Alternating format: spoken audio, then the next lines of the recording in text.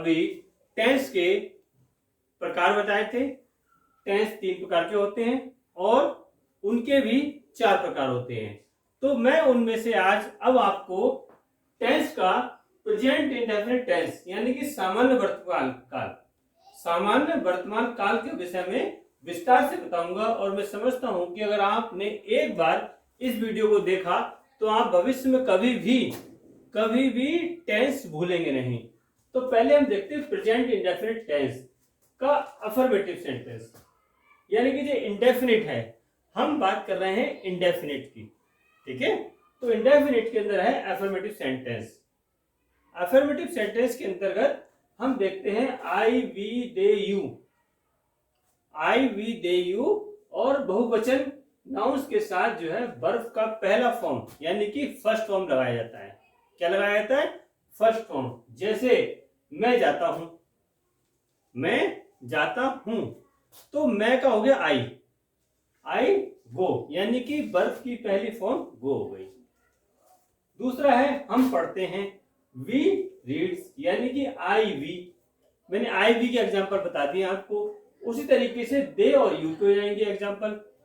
तो इस प्रकार से हम देखते हैं आई वी दे यू और बहुवचन नाउन्स के साथ वर्ब का पहला रूप यानी कि फर्स्ट फॉर्म होता है। जैसे मैं जाता हूं, आई गो। हम पढ़ते हैं, वी रीड्स। अब देखते हैं इसका दूसरा नियम। दूसरे नियम के अंतर्गत जो है ही शी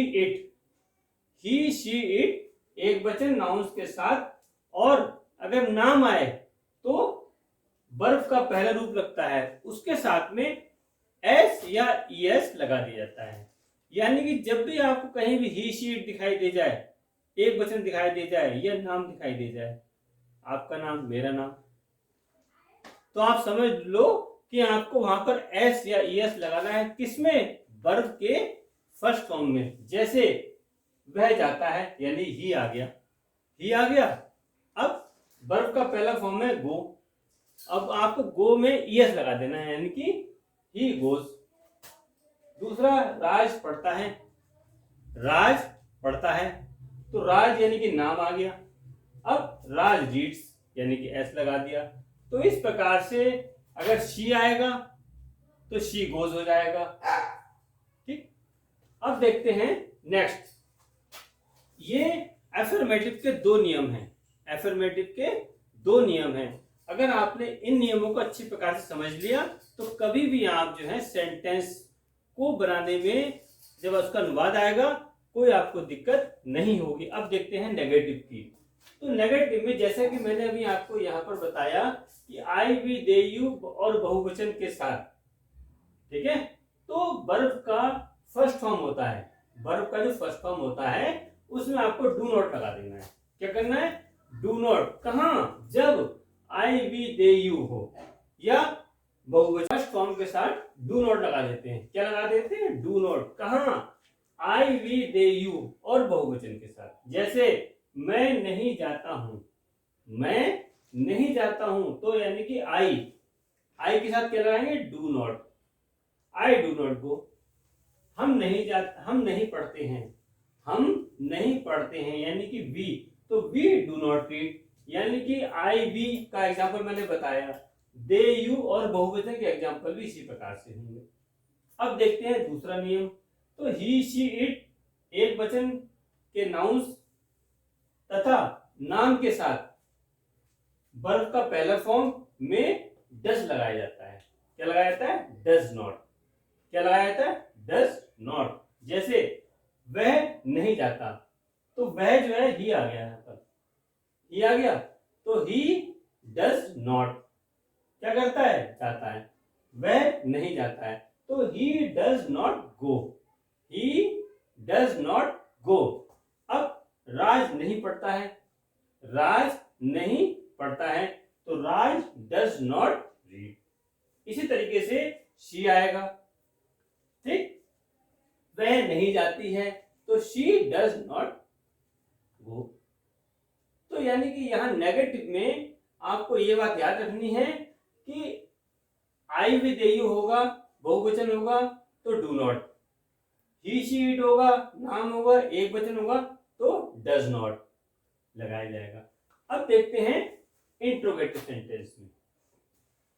इंट्रोगेटिव सेंटेंस में भी वही बात आ गई, आई, वी, दे, यू और बहुवचन नाउंस के साथ।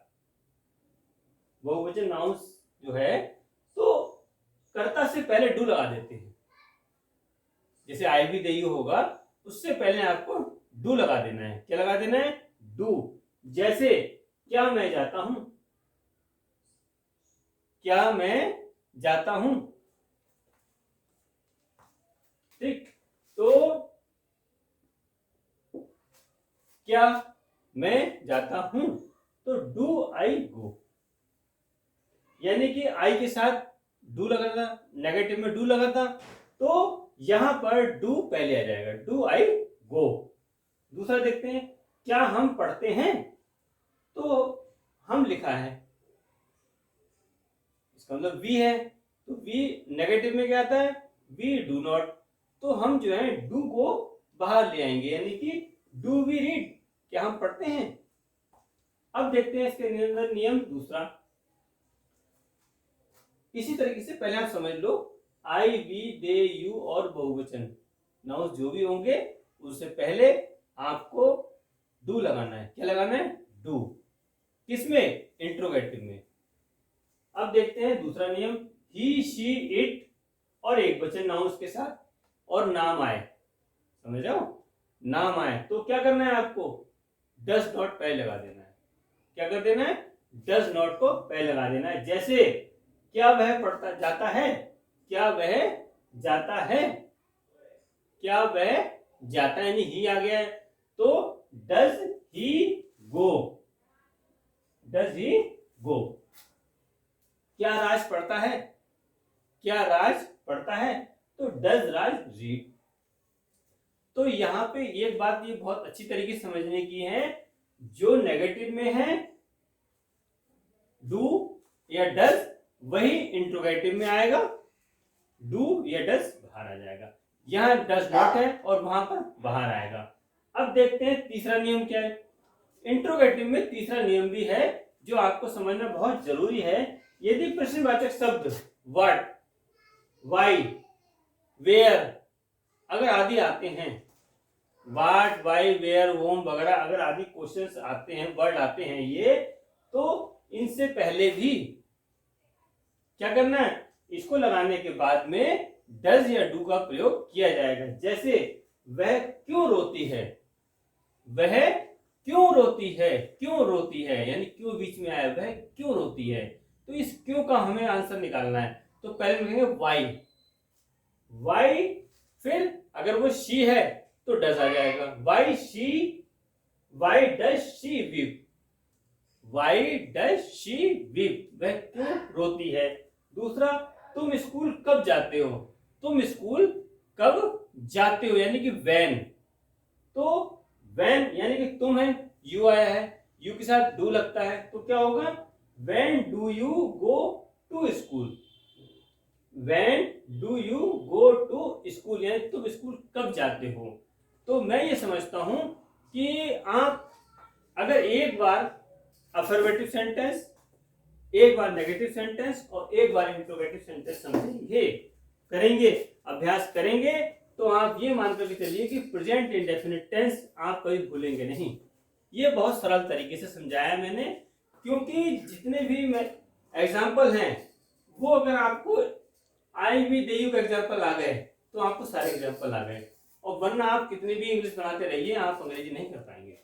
तो मैंने आपको बहुत सरल तरीके से समझाया है और मैं आशा करता हूं कि आप इस वीडियो को के माध्यम से प्रेजेंट इंडेफिनिट टेंस को समझेंगे और आप अपना अनुवाद करना अच्छी तरीके से सीखेंगे। Thank you. ग्रामर क्लासेस में आपका स्वागत है। मैं अब आपको प्रेजेंट कंटिन्यूअस टेंस का यानी कि अपूर्ण वर्तमान काल के विषय में विस्तार से समझाऊंगा और मैं समझता हूं कि आप इसको अच्छी प्रकार से समझेंगे। तो हम देखते हैं प्रेजेंट कंटिन्यूअस टेंस, यानी कि पहले देखते हैं हम affirmative sentence. Affirmative sentence verb के पहले रूप की में, वर्ब का जो पहला रूप होता है यानी कि फर्स्ट फॉर्म, फर्स्ट फॉर्म में जो है आईएनजी लगाया जाता है। फर्स्ट फॉर्म में क्या लगाया जाता है? आईएनजी। यानी कि जब कोई कार्य को हो रहा होता है, मैं ये कार्य कर रहा हूं, है ना, तो वर्ब के फर्स्ट फॉर्म में आईएनजी लगाया जाता है। दूसरा, आई के साथ एम लगता है। आई के साथ एम लगता है। ही, शी, इट एक वचन कर्ता और नाम के साथ इज लगाया जाता है। जैसे he is, she is, it is. तो ही, शी, इट एक वचन कर्ता तथा नाम के साथ इज लगाया जाता है। और we, they, you, we, they, you और बहुवचन के साथ आर लगाया जाता है। यानी कि अगर हमें ये चीज समझ में आ जाए कि हमें एम कहाँ लगाना है, इज कहाँ लगाना है और आर कहाँ लगाना है, तो हमारा प्रेजेंट कंटिन्यूस टेंस को हल करने में आसानी होगी।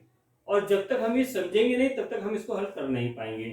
तो मैं समझता हूं आई के साथ एम, ही, शी, इट एक वचन कर्ता तथा नाम के साथ इज, और वी, दे, यू और बहुवचन के साथ आर का उपयोग करेंगे। ठीक, ये तो रही एक बात। अगर आपने ये अच्छी तरीके से समझ लिया तो आप ये मान करके चलिए कि प्रेजेंट कंटिन्यूअस टेंस आपकी समस्या हल हो गई। आपको घबराने की कोई आवश्यकता नहीं है और आप अनुवाद आसानी से कर पाएंगे। अब देखते हैं इसका अनुवाद। मैं स्कूल जा रहा हूं। मैं स्कूल जा रहा हूं। तो मैं आई, आई के साथ मैंने क्या कहा? एम लगाना है। क्या लगाना है? एम। और फर्स्ट फॉर्म के साथ आईएनजी लगाना है। यानी कि आई एम गो, गो के साथ आईएनजी। गो वर्ब है, इसके साथ आईएनजी। यानी कि I am going to school. यानी कि मैं स्कूल जा रहा हूं। I am going to school. दूसरा एग्जांपल देख लेते हैं। वह गीत गा रही है। वह गीत गा रही है। यानी कि शी, हमने बताया कि ही, शी, इट और एक वचन कर्ता के साथ इज लगता है। तो she is singing a song. Singing a song. दूसरा देखते हैं। वे दौड़ रहे हैं। यानी कि दे के साथ क्या लगेगा? आर। तो they are running. They are running. तो हमें यह समझना चाहिए कि हमें किस शब्द को कहां लगाना है। अगर ये हमें मालूम पड़ जाए तो हमारा टेंस का अनुवाद करना बहुत आसान हो जाता है। ये तो मैंने आपको अफर्मेटिव सेंटेंस बताए। अब मैं बताता हूं आपको नेगेटिव सेंटेंस। जिस प्रकार से मैंने आपको ये बताया कि इज, आर, एम, वाज, वर कहां लगता है, उसी तरीके से आपको ये देखना है कि हमें नेगेटिव बनाने के लिए नॉट कहां लगाना होगा। नॉट को कहां लगाना होगा? तो देखिए, प्रेजेंट कंटिन्यूअस टेंस के अंदर इज, आर, एम के बाद नॉट लगाते हैं। यानी कि हेल्पिंग वर्ब जो है इज, आर, एम के बाद नॉट लगाते हैं और वर्ब की फर्स्ट फॉर्म में आईएनजी लगा देते हैं। इस प्रकार हमारा सेंटेंस बनकर के तैयार हो जाएगा। वो कैसे बनता है? मैं स्कूल नहीं जा रहा हूं। मैं स्कूल नहीं जा रहा हूं। तो मैं की क्या हो गई? आई। आई के साथ मैंने कहा एम लगेगा। आई के साथ क्या लगेगा? एम। और यहां मैंने बताया कि इज, आर, एम के बाद नॉट लगेगा। यानी कि एम के बाद नॉट लगेगा। तो I am not going to school. I am not going to school. दूसरा एग्जाम्पल देख लेते हैं। वह गीत नहीं गा रही है। वह गीत नहीं गा रही है। तो वह की शी हो गई। शी के साथ मैंने क्या कहा बताया आपको अफर्मेटिव में? शी के साथ इज लगता है और इज, आर, एम के बाद नॉट लगता है। यानी कि यहां पर इज है। तो she is not singing a song. यानी कि वह गीत नहीं गा रही है। दूसरा देखते हैं। वे नहीं दौड़ रहे हैं। वे नहीं दौड़ रहे हैं। तो they are not running, they are not running. इस प्रकार से ये नेगेटिव सेंटेंस है। अगर आपने एक बार दो बार इसको अच्छी तरीके से समझा तो मैं समझता हूं आपका जो है प्रेजेंट कंटिन्यूअस टेंस अच्छी तरीके से हल होगा और आप अनुवाद को आसानी से कर पाएंगे। अब देखते हैं interrogative sentence. Interrogative sentence is are am को कर्ता से पहले लगा दिया जाता है। इज आर एम को कर्ता से पहले लगा दिया जाता है, चाहे वो कर्ता ही हो, शी हो, एक वचन हो, बहुवचन हो, नाम हो। अब देखते हैं कैसे। जैसे क्या, क्या मैं स्कूल जा रहा हूं, क्योंकि यहाँ पे मैं लिखा हुआ है तो मैं में आई आएगा, तो आई के साथ क्या आता है एम। तो हम जो एम है, आई का एम, उसको बाहर ले आएंगे। उसको क्या ले आएंगे? बाहर। तो ये हो जाएगा am I going to school, am I going to school. अब दूसरा एग्जांपल देख लेते हैं। क्या वह गीत गा रही है, क्या वह गीत गा रही है, तो वह है तो शी हो गया। अब शी का हेल्पिंग वर्ब क्या हुआ? इज। तो इज आपका बाहर आ जाएगा। तो is she singing a song, is she singing a song. तो इस प्रकार से क्या वह गीत गा रही है, क्या इसका अनुवाद आसानी से हो गया। अब इसके अंदर एक नया नियम है कि प्रश्नवाचक शब्द जब आता है कभी कभी क्योंकि इस वाक्य में प्रश्नवाचक चिन्ह नहीं है, प्रश्नवाचक शब्द नहीं है, इसमें क्या पहले आया है, ठीक है। और जब प्रश्नवाचक कोई शब्द आता है जैसे व्हाट इज योर नेम,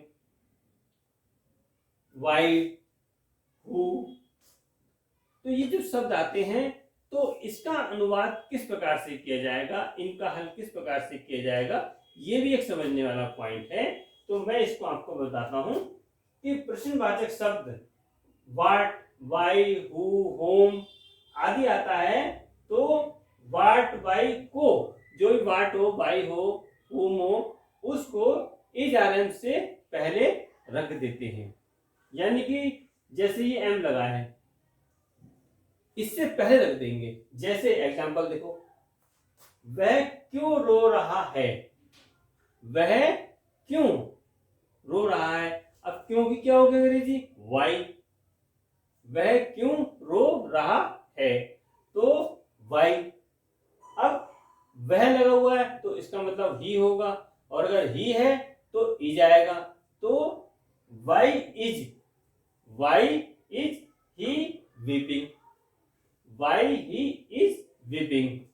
तो इस प्रकार से इंट्रोगेटिव सेंटेंस हमारा बन जाएगा। तो देखिए मैंने आपको अफर्मेटिव सेंटेंस, नेगेटिव सेंटेंस और इंट्रोगेटिव सेंटेंस, और ये मैंने एक ही चार्ट में इस तरीके से बनाए हैं कि अगर आप इसको एक बार, दो बार, तीन बार, चार बार भी अगर आप इसको देखेंगे तो आप भविष्य में कभी इसको भूलेंगे नहीं। और मैं चाहता हूं कि आप भूले भी नहीं और आपकी अंग्रेजी ग्रामर जो है, इंग्लिश ग्रामर बहुत अच्छी हो। इसी आशा के साथ मैं अब आपको नेक्स्ट बताऊंगा। ग्रामर क्लासेस में आपका स्वागत है।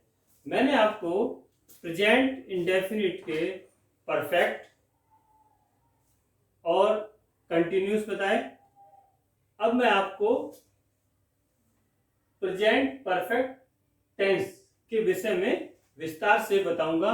और मैं समझता हूं कि अगर आप मेरे वीडियो को देखते हैं तो आपको प्रेजेंट टेंस की कभी भी कोई दिक्कत नहीं होगी और आप हमेशा के लिए टेंस का अनुवाद अच्छी तरीके से कर पाएंगे और कभी भी आपको कोई दिक्कत नहीं होगी। लेकिन शर्त यह है कि आप मेरे साथ समझेंगे और मैं चाहता हूं कि आप अच्छी तरीके से समझें। तो पहले हम देखते हैं प्रेजेंट परफेक्ट टेंस, जिसे कहते हैं पूर्ण वर्तमान काल, यानी कि पूर्ण, जो काम पूर्ण हो चुका होता है, कोई कार्य को पूर्ण कर लेते हैं तो वो आता है परफेक्ट में। तो प्रेजेंट परफेक्ट टेंस यानी कि पूर्ण वर्तमान काल। तो पहले हम देखते हैं अफर्मेटिव सेंटेंस। क्या देखते हैं? Affirmative sentence.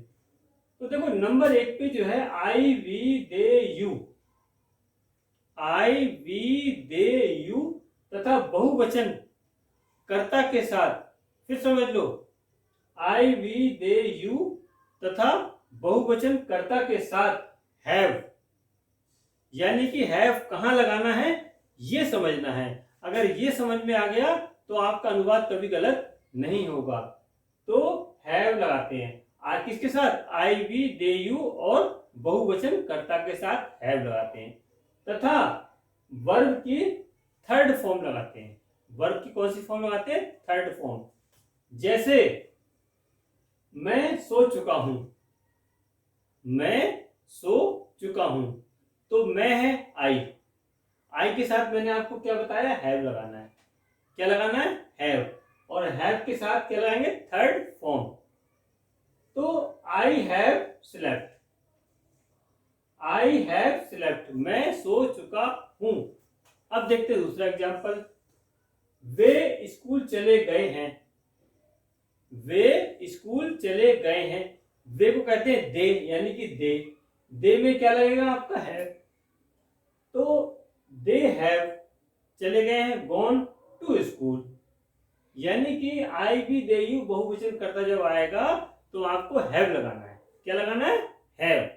अब देखते हैं नियम दूसरा। यदि he she it, he she it और एक वचन करता या नाम आता है, ही शी इट या एक वचन करता या नाम आता है, तो हम क्या लगाते हैं? तो हम लगाते हैं हैज। क्या लगाते हैं? हैज। और वर्ब की थर्ड फॉर्म। जैसे वह आ गया है, यानी कि ही हो गया, वह का क्या हो गया? ही। तो he has come, he has come, वह आ गया है। अब देखते हैं दूसरा। राम खाना खा चुका है, यानी कि नाम आ गया, नाम आ गया तो क्या लगाएंगे हम? हैज। तो Ram has taken food, Ram has taken food. तो ये अफर्मेटिव सेंटेंस है। अगर आपको हैज और हैव लगाना आ जाए तो आप कभी भी टेंस को भूलेंगे नहीं और अनुवाद कभी गलत होगा नहीं। तो मैं समझता हूं कि आप हैज और हैव को अच्छी तरीके से समझ गए होंगे, क्योंकि ये हमारा अफर्मेटिव सेंटेंस है। क्या है? अफर्मेटिव। अब हम आपको समझाते हैं नेगेटिव सेंटेंस। नेगेटिव सेंटेंस तो इसका मतलब ये है कि अभी हमने ये देखा कि आई वी दे यू और बहुवचन कर्ता के साथ हैव लगाते हैं। क्या लगाते हैं? हैव। और नकारात्मक में क्या लगाएंगे? नॉट, यानी कि नेगेटिव सेंटेंस में हैव के बाद नॉट लगाएंगे, तथा वर्ब की थर्ड फॉर्म लगाएंगे। कौन सी फॉर्म लगाएंगे? थर्ड। जैसे मैं नहीं सो चुका हूं, मैं नहीं सो चुका हूं, यानी कि आई, मैं का क्या हो गया? आई। आई के साथ क्या आएगा? हैव। और नेगेटिव है तो नॉट, यानी आई हैव नॉट स्लेप्ट, मैं नहीं सो चुका हूं। तो आई हैव नॉट स्लेप्ट। दूसरा एग्जांपल देख लेते हैं। वे स्कूल नहीं चले गए हैं, वे स्कूल नहीं चले गए हैं। वे है यानी कि दे के साथ क्या लगेगा? हैव। और नेगेटिव है तो नॉट, तो they have not gone to school. ठीक। अब देखते हैं हैज के बारे में। तो जब भी he she it, he she it एक वचन करता या नाम आए तो आपको हैज नॉट लगाना है नेगेटिव के अंदर।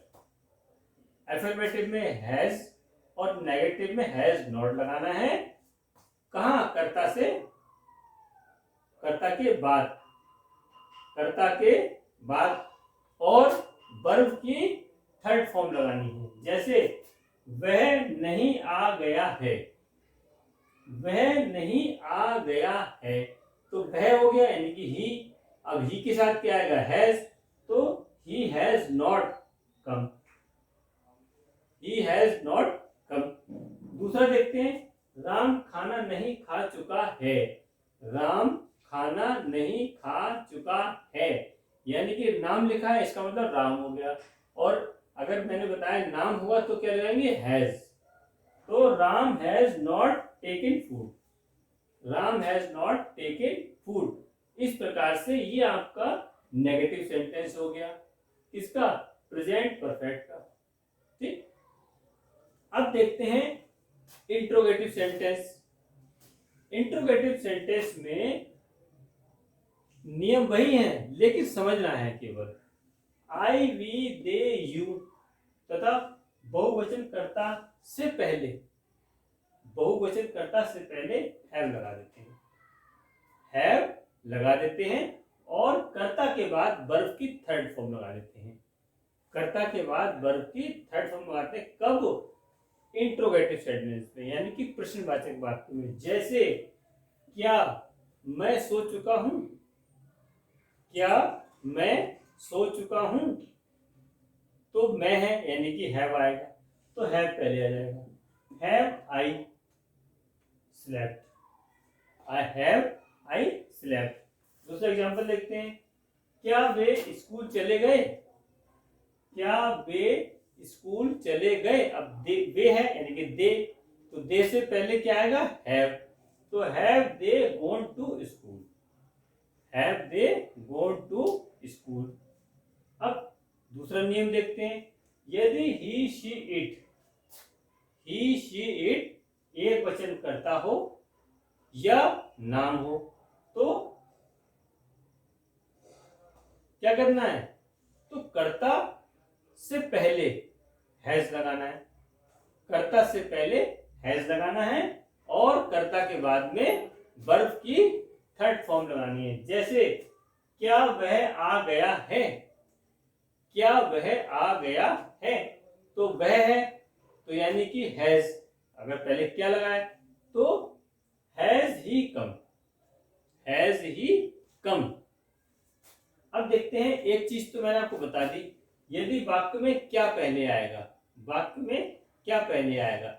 यदि प्रश्नवाचक शब्द आता है, जैसे व्हाट, व्हाई, वेयर, होम आदि अगर आते हैं तो कैसे करेंगे, तो मैं उसका भी समाधान बताता हूं। यदि प्रश्नवाचक वाक्य में व्हाट, व्हाई, व्यू, होम आता है तो कर्ता के बाद में, जैसे कर्ता है तो कर्ता से पहले, कर्ता से पहले हैज आएगा। लेकिन वाक्य में शब्द प्रश्नवाचक शब्द है तो सबसे पहले हमें उस शब्द को लाना है। अब तक तो हमने कर्ता से पहले हैज को रखा था, लेकिन अब हम पहले उस प्रश्नवाचक शब्द को रखेंगे। क्या रखेंगे, प्रश्नवाचक शब्द को रखेंगे। प्रश्नवाचक शब्द कोई भी हो सकता है जो दिया हुआ होगा। जैसे तुम यहां क्यों आए हो, तुम यहां क्यों आए हो, तो क्यों आए हो क्यों लिखा है, तो क्यों का क्या होगा, वाई, तो हमने वाई लिखा। अब हमारा कर्ता जो है वो तुम है, तुम है तो तुमसे पहले क्या आएगा, हैव, क्योंकि यू है। ठीक, तो कर्ता से पहले क्या आएगा, हैव, उसके बाद में कर्ता आएगा और वर्ब की थर्ड फॉर्म आएगी। तो तुम यहां क्यों आए हो, तो तुम यहां क्यों आए हो, तो यहां पर वाई पहले आएगा, क्यों शब्द है वाई, उसके बाद में आपका हैव आएगा। अगर हैज वाले शब्द होंगे तो हैज आएगा, फिर आपका कर्ता यू और कम हेयर, यानी कि why have you come here, why have you come here.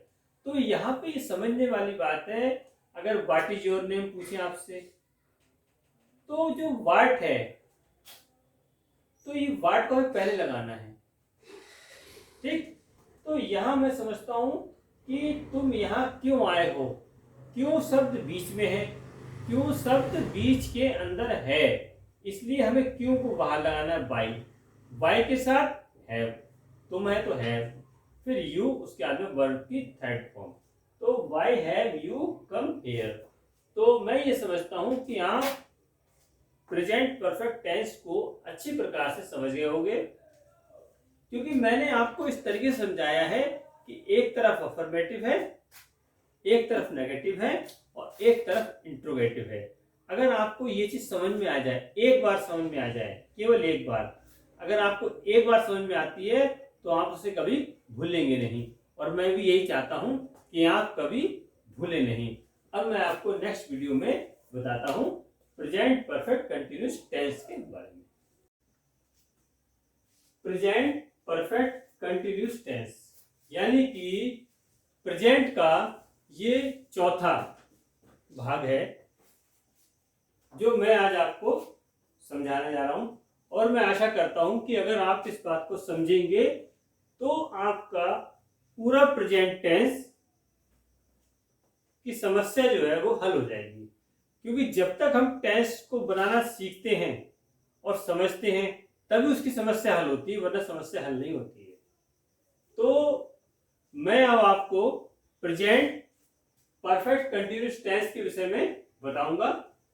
तो प्रेजेंट परफेक्ट टेंस कहते किसे हैं, पहले ये समझना चाहिए। देखिए, इस काल के वाक्यों में ये प्रकट होता है कि कार्य भूतकाल में प्रारंभ हुआ, यानी कि पास्ट में प्रारंभ हुआ लेकिन वर्तमान में जारी है। यानी कि प्रेजेंट परफेक्ट कंटिन्यूअस टेंस में ये ज्ञात होता है कि कार्य जो है वो भूतकाल में प्रारंभ हो चुका है और वर्तमान में जारी है। तो अब हम देखते हैं, पहले देखते हैं अफर्मेटिव सेंटेंस। अफर्मेटिव सेंटेंस के विषय में मैं आपको बताऊं, मैं जो आपको समझा रहा हूं वो बहुत सरल तरीके से समझा रहा हूं ताकि आप उसको आसानी से समझें और कभी भूले नहीं। आई वी दे यू और बहुवचन कर्ता के साथ, आई वी दे यू और बहुवचन कर्ता के साथ हैव बीन लगाया जाता है। क्या लगाया जाता है? Have been. ठीक, हैव बीन का हम प्रयोग करेंगे। उसके साथ जो वर्ब की फर्स्ट फॉर्म होगी उसमें आईएनजी लगाते हैं। यानी कि आई वी दे यू और बहुवचन कर्ता के साथ हैव बीन लगेगा प्लस वर्ब की फर्स्ट फॉर्म में आईएनजी लगेगा। अब देखिए एग्जांपल, हम 1950 से इस शहर में रह रहे हैं। हम 1950 से इस शहर में रह रहे हैं। तो हम यानी कि वी लिखा हुआ है, तो वी के साथ क्या आएगा? Have been.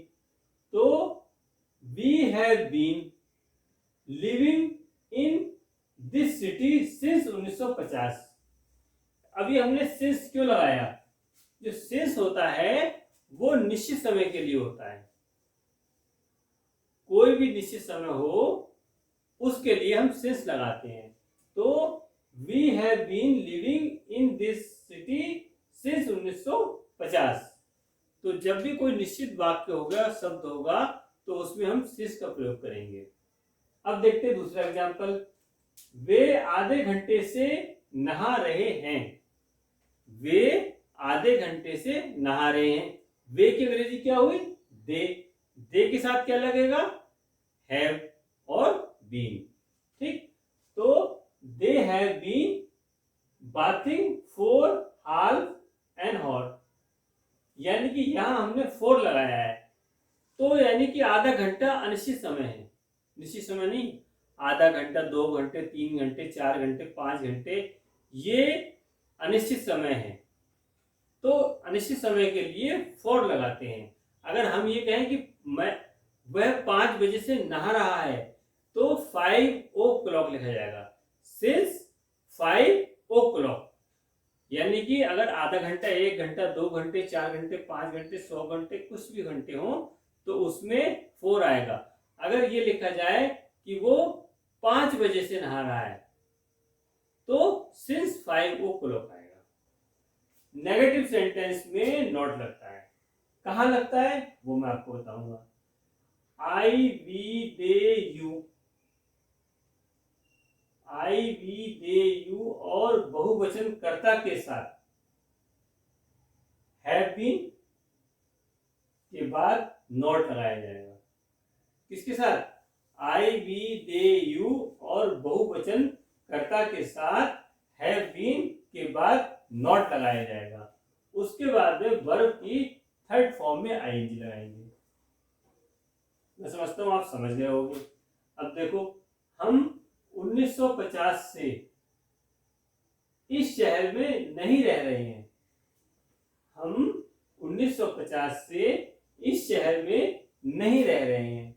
नहीं रह रहे हैं। अब देखो, वी हैव बीन, हमने कहा हैव बीन के नॉट लगेगा, तो we have been not living in this city since 1950, यानी कि हैव बीन के बाद नॉट लगाया जाएगा। ठीक है। दूसरा एग्जांपल देखते हैं। वे आधे घंटे से नहीं नहा रहे हैं। वे आधे घंटे से नहीं नहा रहे हैं, तो they have been not bathing for half an hour, यानी कि वो आधे घंटे से नहीं नहा रहे हैं। यहां हमने फॉर लिखा है क्योंकि ये अनिश्चित समय है, निश्चित समय नहीं है। निश्चित समय 1950 है तो हमने सिंस लिखा। ठीक। अब देखते हैं दूसरा नियम। फिर वही बात आ गई, ही शी इट और एक वचन। ठीक है, ही शी इट और एक वचन।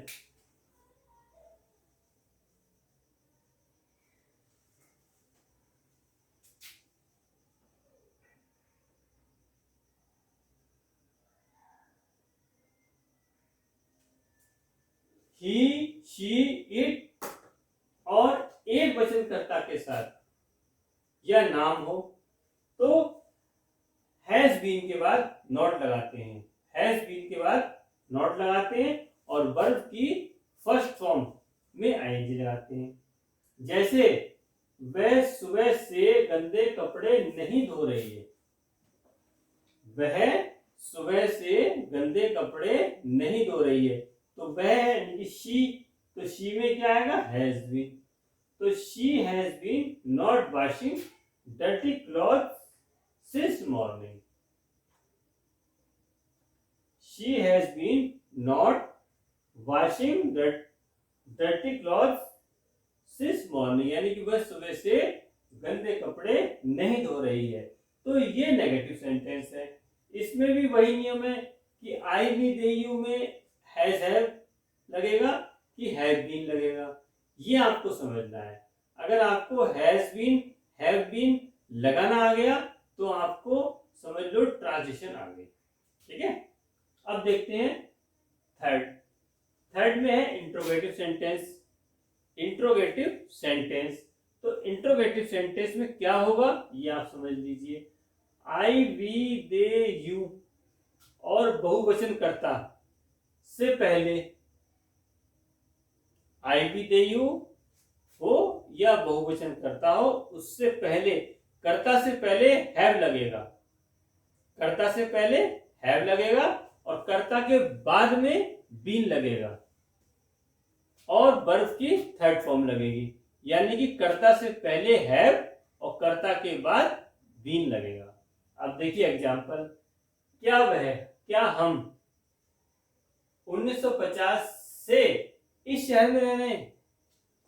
मतलब क्या हम 1950 से इस शहर में रह रहे हैं, तो हमने आपको क्या बताया, कर्ता से पहले हैव आएगा, यानी कि हैव बी और कर्ता के बाद बीन आएगा। तो have be been living in the city since 1950। तो 1950 से क्या हम इस शहर में रह रहे हैं। ठीक। तो we have been living in the city since 1950। Since क्यों लगाया है? क्योंकि निश्चित समय है। अब देखते हैं दूसरा एग्जांपल, क्या वे आधे घंटे से नहा रहे हैं? क्या वे आधे घंटे से नहा रहे हैं? वे यानी कि हैव आएगा, तो कर्ता से पहले, दे से पहले क्या आएगा? हैव, और दे की बात क्या आएगा? बीन। तो देखिए, have they been bathing for half an hour, यानी कि वे आधे घंटे से नहा रहे हैं। ठीक, यहां हमने फॉर क्यों लगाया? क्योंकि अनिश्चित समय है। अब देखते हैं दूसरा एग्जांपल, दूसरा शी इट, और एक वचनकर्ता से पहले हैव आएगा और कर्ता के बाद बीन आएगा। ठीक, और उसके पश्चात वर्ब की फर्स्ट फॉर्म में आईएनजी लगाएंगे। जैसे, क्या वह सुबह से गंदे कपड़े धो रही है? क्या वह सुबह से गंदे कपड़े धो रही है? तो वह है, तो शी, यानी शी से पहले हैज और शी के बाद बीन, तो has she been washing dirty cloth since morning. फिर देखो, has she been washing dirty cloth since morning. और कभी कभी ऐसा होता है कि कोई प्रश्नवाचक शब्द आता है, वाई, व्हाट, वेयर, तो कैसे हल करेंगे? तो जो वाई है, वाई को हम पहले लगा देंगे। जैसे, वह सुबह से गंदे कपड़े क्यों धो रही है? वह सुबह से गंदे कपड़े क्यों धो रही है? तो क्यों आया है, तो क्यों का मतलब वाई आ जाएगा, तो वाई जो है वो पहले आएगा। Why has she been washing dirty cloth since morning, यानी कि हैज से पहले वाई आ जाएगा। और अगर कोई वाट वाला क्वेश्चन है तो वाट पहले आ जाएगा, वेयर वाला है तो वेयर पहले आ जाएगा, उसके बाद हैज या हैज बीन आएगा।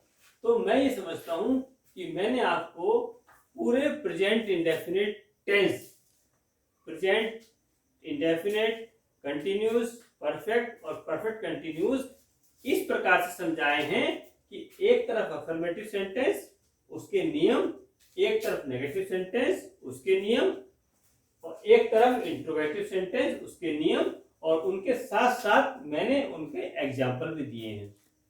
2-2, 4-4 एग्जाम्पल दिए हैं हर सेंटेंस, हर अफर्मेटिव में, नेगेटिव में और इंट्रोगेटिव में। और मैं समझता हूं कि अगर आप इन एग्जाम्पल के सहारे अपना अनुवाद करते हैं तो आप कभी गलती नहीं करेंगे। और अगर आपको ये मेरा present indefinite tense, present continuous tense, present perfect tense और प्रेजेंट परफेक्ट कंटिन्यूअस टेंस समझ में आया हो तो मैं समझता हूँ बहुत अच्छी बात है। और अगर आप इसको 1-2 बार करेंगे तो आपको हमेशा के लिए याद रहेगा।